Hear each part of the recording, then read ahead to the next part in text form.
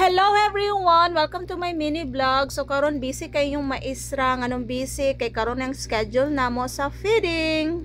Nya ang nakanindot sa feeding namo diri sa mo school kay dili ra ang mga underweight, dili ang mga severely wasted ang among i-feeding, but silang tanan among pakanon. Kay diri sa Paknaan tanang estudyante pinangga.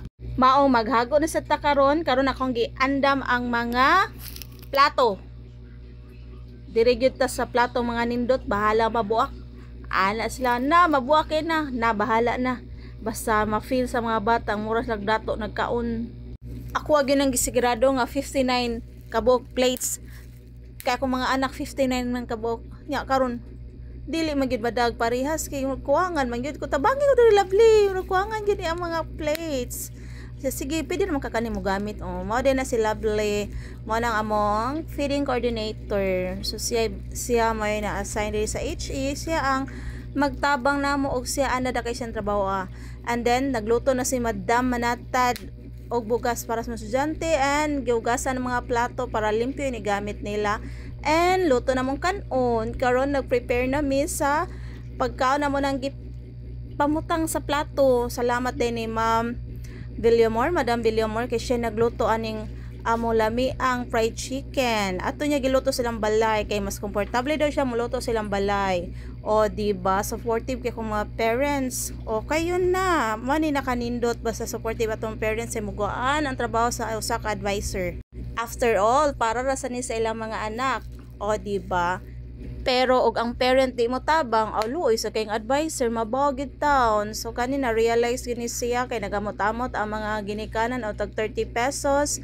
Unya daghang pa mga wala kabayad, ako nang gipantaplan tanan. Salamat gani kay nay kwartang maestra.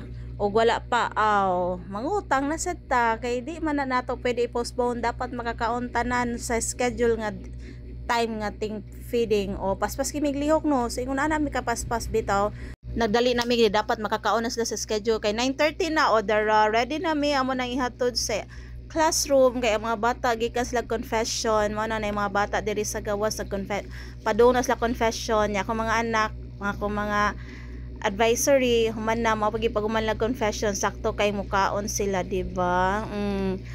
Naghago gyud mig hatod layo kay mong gihatod puy-puy kay kung kamot ana ha.